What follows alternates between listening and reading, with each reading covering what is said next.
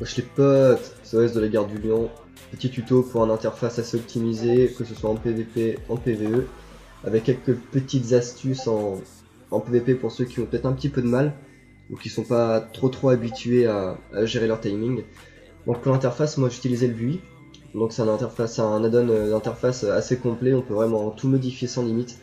Donc moi ce que j'ai fait, c'est que j'ai complètement dégagé la partie haute de l'écran, pour tout mettre en bas, donc que ce soit le chat, les barres, la petite barre cachée ici, ainsi que la barre de vie, le SCADA, la minimap, tout ça. Donc je me suis mis en mode 3 barres pour mes classes, parce que j'ai pas énormément de spells non plus. Après peut-être que suivant les classes, faudra mettre une barre supplémentaire ou une autre barre cachée à la limite. Donc pour la configuration PVP, ce que j'ai fait, c'est qu'au niveau de la cible, donc quand je cible quelqu'un, en fait elle apparaît juste à côté de mon personnage. Comme ça me permet d'avoir un aperçu direct sur lui si jamais il est en burst ou autre, histoire d'effectuer les contrôles nécessaires pour pas qu'il ait à me faire du mal. Ensuite, pour la cible de la cible, elle apparaît juste au-dessus. Quand je définis quelqu'un en focus pour le contrôle, ça apparaît encore juste à côté de moi. Comme ça, j'ai vraiment un aperçu total de la scène et je sais tout ce qui se passe, que ce soit en arène, BG ou RBG, même en sauvage. Ensuite, pour tout ce qui est arène, en fait, vous allez avoir le cadre d'arène qui va apparaître juste à côté du mode focus. En fait, vous avez votre cible qui est là, et bah votre cadre d'arène apparaîtra juste en dessous. Donc il est optimisé pour le 2v2 et 3v3. Pour les champs de bataille, j'utilise Battleground Enemy. Donc c'est pareil, il apparaîtra en dessous de ma cible. Comme ça, j'ai un focus complet sur tout ce qui se passe. Ensuite, pour le PvE, on a le groupe de raid qui apparaît juste au-dessus de l'image que j'ai mise pour cacher le chat. Donc les groupes de 40 sont pris en compte et c'est vachement optimisé, c'est pas trop gros, pas trop petit. Vous savez tout ce qui se passe dans le raid, que ce soit une phase de burst ou un de vos potes qui est en train de mourir. Vous le voyez assez facilement. Et du coup, pour l'interface, je pense que c'est tout. Si jamais quelqu'un veut avoir un accès dessus, je pourrais vous envoyer la config. Pour le sac, c'est pareil, c'est l'add-on qui prend tout en compte, donc vous pouvez le déplacer comme vous voulez. Ça n'a pas trop d'importance. Vous pouvez le trier à volonté. Ça va vous faire tout seul pour dégager de la place. Ensuite, pour tout ce qui est cadre, un peu JCJ, tout ça, l'aperçu est pas trop mal. Donc pour tout ce qui est partie interface, ça devrait le faire. Normalement, il n'y a pas grand chose à dire. À part que vos buffs apparaissent en dessous de la mini-carte et vos debuffs aussi. Votre interface de quête, c'est pareil, il apparaît juste au-dessus, comme ça vous le voyez assez facilement, il n'y a pas d'embrouille, tout est assez simple d'utilisation. Pour les castes, c'est pareil, ça apparaît au-dessus de vos barres de sort, hein, juste tranquillement, comme ça. Donc voilà, pour l'interface, on est close. Maintenant, je vais passer sur la partie PVP. Quelques petites astuces. Donc on va commencer par le plus con, les macros. Donc pour effectuer une macro, contrôle par exemple. Donc j'utilise casse séquence ou shoot tooltip, ça dépend si je dois focus plusieurs targets ou pas. Donc le shoot tooltip en fait il vous permet de savoir combien de temps vous avez de temps de recharge. Par exemple on met shoot tooltip avec un maléfice. Ensuite, on fait un retour à la ligne, on lance le maléfice. Donc ça va être pour votre cible principale, ou alors vous mettez juste le sort, hein, pas besoin de faire une macro. Et si jamais vous voulez, par exemple, contrôle votre focus, donc par exemple vous êtes en 2v2 avec un pote, vous tombez sur un prêt de discipline qui est assez casse-couille, le mec en face, vous arrivez à lui faire super mal, mais le prêtre il est là pour le remonter, et bah ce que vous faites, à côté de lancer, vous mettez un petit crochet, vous mettez arrobase, target égale focus, vous fermez le crochet, vous sauvegardez. Bon, moi je l'ai déjà fait là. Et quand vous allez vouloir le faire, vous allez voir qu'en fait, sur votre cible, ça marchera pas. Ça veut dire que vous n'avez pas de cible. Par contre, vous faites définir la focalisation. Ah putain, c'est bien correct. En gros, ça va le faire sur votre focalisation directement. Vous n'aurez pas besoin de changer de cible, de perdre votre temps de DPS sur le partenaire de votre ennemi. Donc, vous serez plutôt tranquille. Ensuite, pour tout ce qui est phase de burst, moi ce que je vous conseille, c'est de faire des macros en casse séquence comme j'ai fait. Donc en gros, vous allez lancer un sort. Donc là, je vous invite à regarder le petit R. Donc les loups fantômes, ils vont se lancer. Et après, je passe sur une barre d'héroïsme. Comme ça, l'héroïsme, j'ai le temps pour le lancer. Si jamais je veux le lancer vraiment au corps à corps, je peux le faire. Et après, je peux casser des bouches tranquillement, sans embrouille. Donc niveau des macros, c'est assez clair. Après, pour la défense, vous pouvez tout mettre d'un coup, hein. Comme ça, tous vos sorts s'exécutent en une seule fois. Après, si vous êtes war, je vous conseille de mettre la posture défensive en casse séquence. Vous faites slash casse séquence, posture défensive. Après vous mettez par le fil de l'épée, si vraiment vous prenez cher, mais mettez jamais les deux en même temps parce que vous allez perdre beaucoup de défensive. Pareil pour les druides, si vous jouez en feral ou en équilibre avec la spécialisation d'huile en plus dans le talent, vous mettez pas tout d'un coup parce que vous allez prendre super cher après d'un coup et au final votre phase de régène vous allez la perdre super vite. Pareil pour les palas, donc ça c'est tout ce qui va être pala tout ça. Donc par exemple vous lancez bouclier divin. Et par exemple, surtout pour les guerriers aussi, pour la tempête de l'âme, si vous faites slash cancel aura, merde, donc slash cancel aura avec bouclier divin en fait, quand vous allez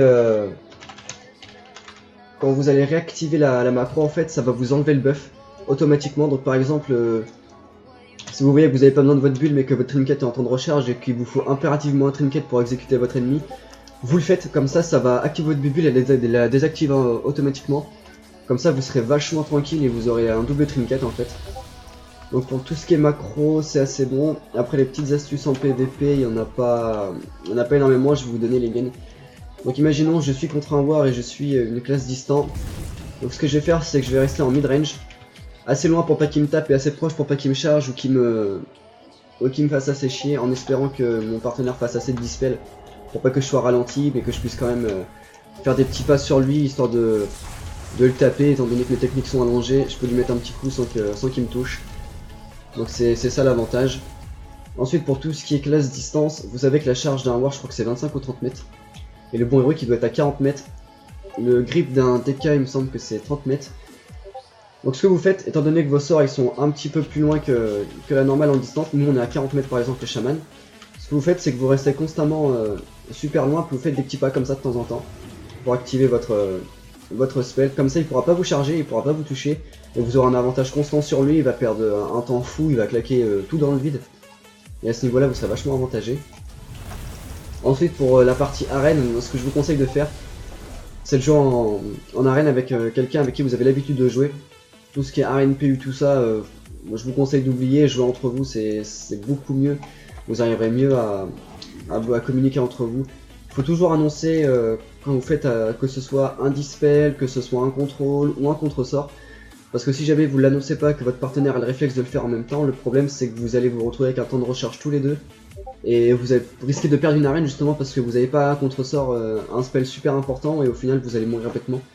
Donc ce que je vous conseille c'est dès que vous faites un contre-sort, vous le faites, bam, vous le dites, automatiquement.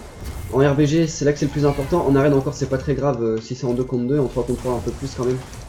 Mais encore, vous pouvez vous en priver assez facilement, c'est pas non plus quelque chose de primordial, mais en RBG c'est super important.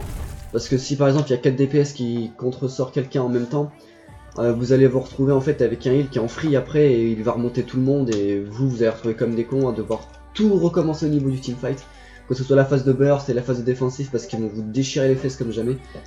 Ensuite pour les RBG aussi ce qu'il faut faire c'est constamment rester paquet.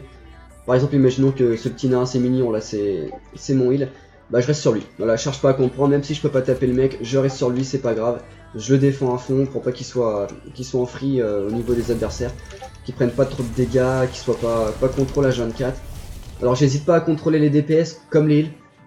En général en RBG on va focus les heals en premier, mais si jamais on voit qu'un DPS fait super mal comme un démo destru ou une autre classe, peu importe, un mec qui a assez stuff et qu'on voit vraiment du lourd, on n'hésite pas à focus le mec, hein, il peut tomber assez vite si les heals sont contrôle, et pareil pour les heals. Hein. Si les DPS sont contrôle, ils pourront tomber assez vite, il n'y aura pas d'embrouille. Ensuite ce que je vous conseille ça va être au niveau des raccourcis clavier. Donc normalement vous jouez avec ZQSD, normalement le S vous l'avez enlevé. Si vous l'avez pas enlevé ça veut dire que vous faites du backped et dans ce cas là c'est pas génial, mais bon c'est pas grave si vous pouvez pas vous en passer, tant que vous en utilisez pas abusivement, ça devrait être ok. Donc ce que je vous conseille c'est que normalement vous avez le 1, 2, 3, 4, bon moi je m'en sers pas, enfin du moins je m'en sers plus. Si vous avez une souris avec plusieurs boutons, que vous avez 2 boutons sur le côté, moi ce que je fais c'est que sur la molette haut et bas, je me mets 2 spells d'attaque principale, donc les 2 qui vont me permettre de générer ma phase de dégâts. Ensuite pour le bouton 4 et 5 de la souris, je me mets 2 attaques que je me sers le plus après ma phase d'engage. Et pour le clic molette, je mets le sort qui me permet de faire des dégâts au cas où j'ai plus rien. Ensuite pour le A, j'utilise des attaques à distance, que ce soit un grip ou une charge. Comme ça, c'est assez rapide d'utilisation. Pour la touche E, j'ai mis ma technique la plus puissante, celle qui fait le plus de dégâts. Comme ça, je peux le faire assez rapidement, sans embrouille. Ensuite, pour le R, je le mets en burst. Je m'en sers pour ma touche de burst, vu que dans burst il y a un R, bah moi c'est un moyen mémotechnique pour m'en rappeler. Pour la phase de def, c'est pareil, c'est en F, même moyen que le burst, je mets en F parce qu'il y a un F dans défensive, donc forcément je m'en sers. Ensuite, pour tout ce qui est boost de rapidité, moi je le mets en V. Et en Shift V pour les morphes ou autre chose, pour tout ce qui est druide. Donc ce que je vous conseille, c'est vraiment d'avoir un accès assez rapide à vos touches en fait. En gros, ça sert à rien de mettre un G, un T ou un H en raccourci clavier, parce que, à part si vous avez des grandes panaches, hein, franchement, là vous pouvez. Hein.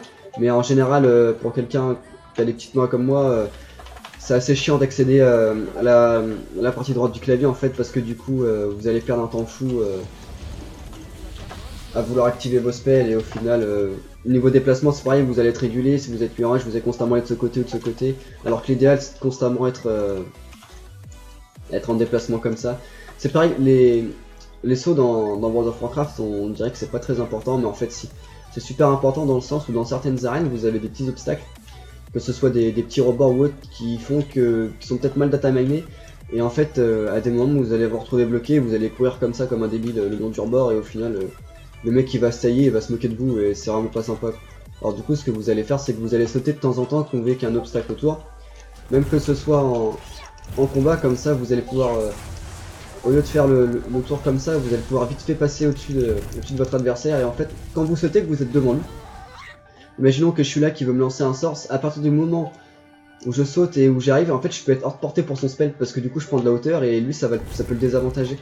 Alors ça dépend des classes, je sais que les DK et les Wars, ça sert strictement rien, parce qu'ils sont en allongé. Mais pas là, c'est pareil, le jugement, on laisse tomber, hein, parce qu'il est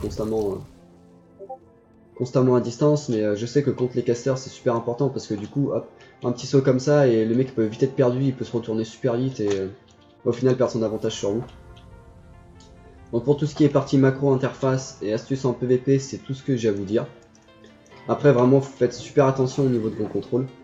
C'est vraiment quelque chose de très important. Après en 2v2, c'est pas très important, hein. Si vous êtes par exemple un war et un pala, vous faites super mal, bah, vous foncez dans le tas, vous cassez le mec en deux, on n'en parle plus et puis bonne journée quoi.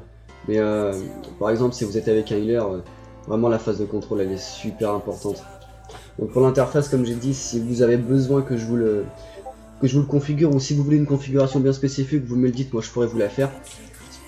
Parce qu'il faut savoir qu'avec Elvu, l'avantage, c'est qu'on peut vraiment tout bouger. Donc voilà, ce que je vous disais, c'est que le cadre d'arène il apparaît en dessous de la cible. Et pour le PvE, le boss il apparaît là parce que en général on regarde pas trop.